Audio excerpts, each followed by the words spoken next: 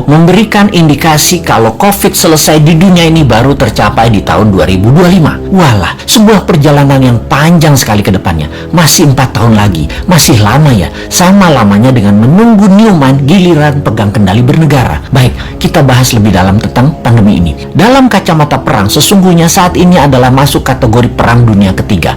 Perang dunia secara harafiah ya artinya ada musuh bersama. Musuh bersama saat ini adalah makhluk tak terlihat, makhluk kasat mata. Karena masuk kategori perang, maka pasti ada tumpah darah, ada casualties, yang ujungnya ada yang menang, ada yang kalah. Karena masuk kategori perang, maka sesungguhnya strategi bernegara harus pakai war mode, strategi perang. Dalam strategi perang, jurusnya cuma satu, survival, harus hidup, terlepas nanti perangnya kalah atau menang. Untuk hidup, kita lakukan apapun sekali lagi untuk tetap hidup. Apalagi sebuah bangsa yang harus tetap hidup. Apalagi sebuah negara yang harus tetap hidup. Dan dalam mempertahankan kehidupan bangsa dan bernegara, yang unggul bukan hanya hidup, tetapi juga memenangkan peperangan. Untuk menang perang, kita harus bertempur hebat, punya mental baja, kompak, dan punya strategi jitu. Menurut pakarnya, siapa lagi yang saya ambil referensinya kalau bukan Ibu Siti Fadilah yang saya kenal baik. Beliau banyak menginformasikan melalui YouTube channelnya juga. Kita sarikan bahwa virus punya sifat alami untuk survival, untuk tetap hidup. Biasanya punya 3 periode mutasi. Mencontoh Spanish flu di awal abad 20-an. Gelombang pertama, gelombang kedua, gelombang ketiga, virus bermutasi. Seperti bola dilepas dari tangan. Pantulan pertama lebih tinggi, pantulan kedua lebih rendah, dan pantulan ketiga terendah. Virus pertama kekuatannya terlemah, gelombang kedua mulai menguat, dan ketiga terkuat. Itu adalah hukum alam, dilihat dengan kacamata, disederhanakan. Lalu kita lihat strategi bernegara. Ada yang pakai vaksin solusinya, ada yang pakai imunitas, ada yang keduanya dikombinasi. Amerika di zaman Trump pakai cara yang terlihat kasar, yaitu membiarkan rakyatnya terpapar dengan cepat dengan niat agar herd immunity tercapai alami, juga dengan cepat karena yakin imunitas rakyat Amerika baik dan sistem kesehatan Amerika terbaik di dunia. Casualties atau korban perang di bawah 1,5% ternyata.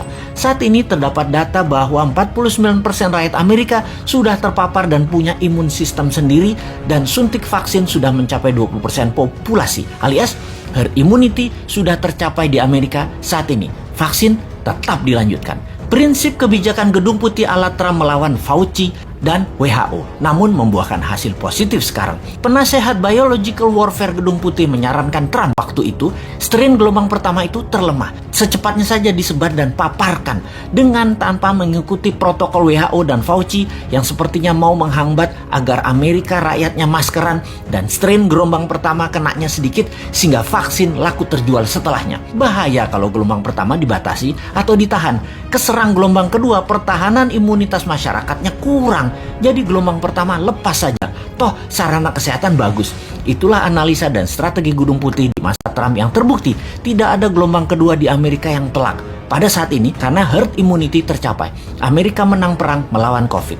Tiongkok pakai cara kedua, terbanyak pakai vaksin lokal produk mereka sendiri, di mana herd imunitas alami tercapai 20%, yang saat ini 40%-nya ini pakai vaksin, di mana 3 bulan lagi herd immunity di Tiongkok tercapai dengan vaksin lebih dari 60% populasi dan 20% natural imunitas. Tiongkok menang juga perang melawan COVID. Gelombang kedua ketika terlambat vaksin dipakai, maka akan berat karena mutasi virus sudah lebih kuat.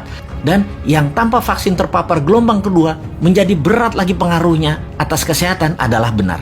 Strategi yang harus cepat-cepat dilakukan adalah vaksin disuntikan ke masyarakat. Di Indonesia, ketika gelombang pertama ternyata hanya memapar 10%-an populasi, dan vaksin saat ini baru mencapai 20%-an populasi. Saat ini gelombang kedua terjadi di Indonesia. Sementara yang berimbas atau vaksin atau yang punya herd imunitas baru mencapai 30%-an populasi. Dan hanya mereka inilah yang mungkin kuat terhadap virus gelombang kedua saat ini.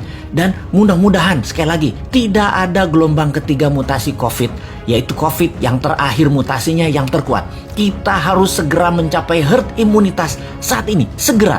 Inilah hal yang kasihan pada pemerintah saat ini. Kita tidak menyalahkan hal ini sudah terjadi, tetapi kita harus melihat ke depan. Sistem kesehatan kita belum sebaik negara maju. Imunitas vitamin, makanan masyarakat juga belum sebaik negara maju. Maka yang terbaik kita bantu pemerintah saat ini dengan PPKM-nya Jawa Bali, kita taat 100%. Diam di rumah selama 3 minggu, gunakan minimum movement selama 3 minggu, makan sehat, hidup sehat, baca buku, dan olahraga. Ini semua karena sudah kadung, dan kadung juga pemerintah beli vaksin banyak banget. Sampai 400 juta katanya, untuk memvaksin seluruh rakyat Indonesia.